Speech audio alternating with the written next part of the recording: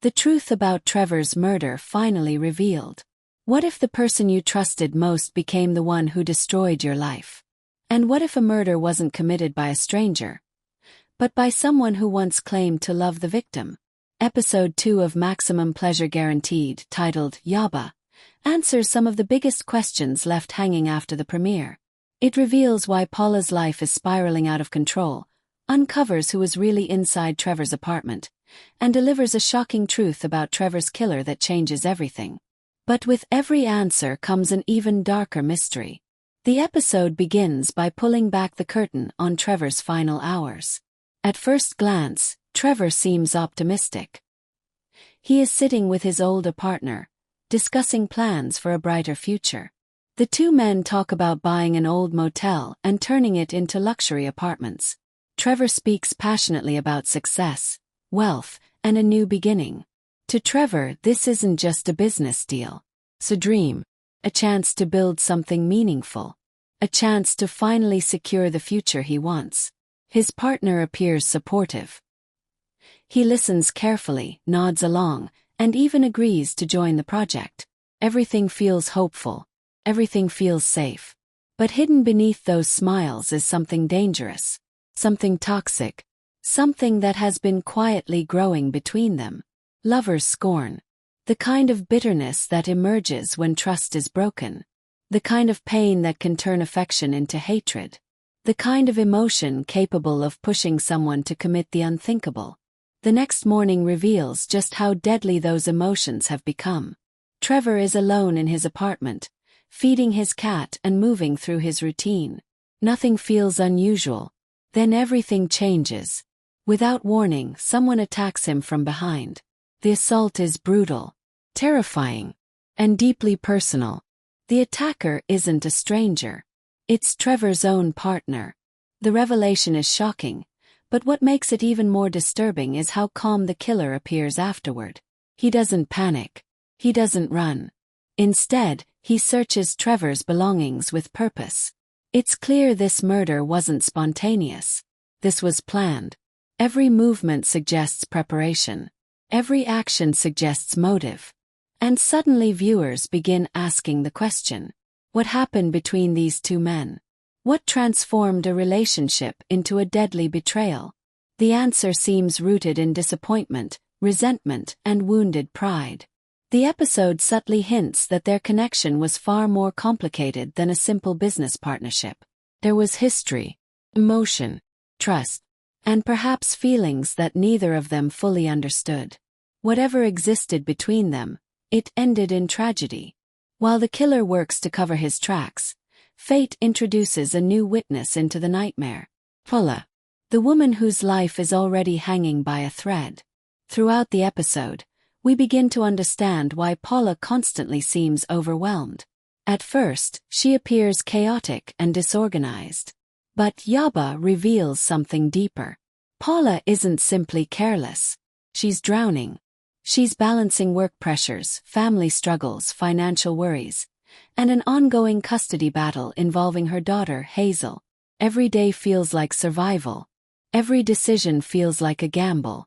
The fear of losing Hazel controls almost everything she does. That fear becomes crucial when she accidentally finds herself at Trevor's apartment. For a brief moment, viewers finally learn who was inside the apartment during the murder's aftermath. It wasn't another criminal. It wasn't another victim. It was Paula, unlucky, terrified, and completely unprepared for what she was about to witness. The moment she realizes a murderer is inside the apartment, her entire world stops. Every instinct screams at her to escape, yet fear freezes her in place. The tension becomes unbearable as she hides while the killer continues his gruesome work. Every sound feels dangerous. Every second feels longer than the last. And when her phone suddenly rings, the situation nearly becomes fatal. It's one of the most suspenseful moments in the series so far. For a few terrifying seconds, it feels as though Paula's story might end right there. But somehow she manages to escape. Through a skylight, through sheer determination, through pure survival instinct. Yet even after escaping, Paula faces an impossible choice. call the police, or protect herself. Most people would immediately report the crime. Paula doesn't. And that's where the true tragedy of her character emerges. She's so afraid of losing Hazel that she allows. The custody battle has already made her feel judged and vulnerable. She worries that becoming involved in a murder investigation could destroy her chances of remaining part of her daughter's life. It's a heartbreaking decision, not because it's right, but because it's understandable. For Paula, motherhood isn't just important, it's everything. As the episode continues, her personal struggles become impossible to ignore. Carl constantly questions her stability. Mallory seems eager to reshape Hazel's future. Even her professional life feels unstable. Her missed deadlines at work only add to the growing pressure. The result is a woman carrying far more weight than anyone should have to bear. Yet despite all her flaws, Paula remains deeply lovable. 'Cause she keeps trying. She keeps fighting. She keeps showing up for Hazel, even when her own world is falling apart. Meanwhile, the investigation begins moving forward. Detective Gonzalez starts connecting pieces.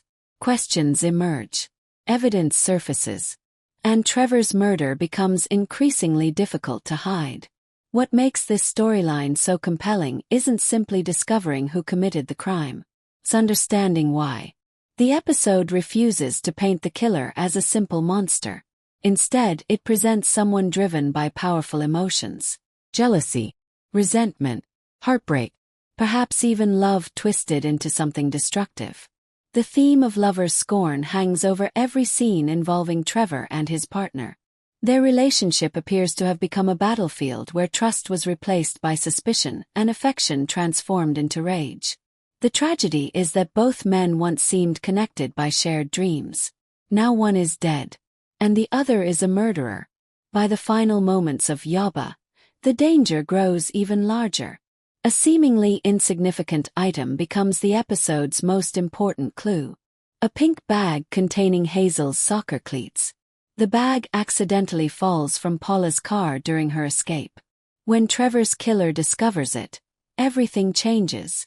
Inside the cleats is Hazel's name. Simple detail, but a devastating one. Because now the killer has something he didn't have before. Lead. Connection. A path that could eventually lead him directly to Paula. And perhaps to Hazel. The realization sends a chill through the audience. For the first time, the threat feels personal. The murderer isn't just hiding from the police anymore. He may be hunting the witness who escaped him. And if that happens, Paula's greatest fear won't be losing custody. It will be keeping her daughter alive. Episode 2 succeeds because it blends emotional drama with suspenseful storytelling. It reveals critical answers while creating even bigger questions. It explains Paula's struggles. It uncovers who was inside Trevor's apartment. And it reveals that Trevor's death wasn't random at all. It was born from betrayal, from heartbreak, from lover's scorn. And that makes the story far more dangerous than anyone imagined. As the credits roll, one question remains. Now that the killer has found a clue connected to Paula, how long will it be before he finds her too? And when that moment comes, will Paula be ready?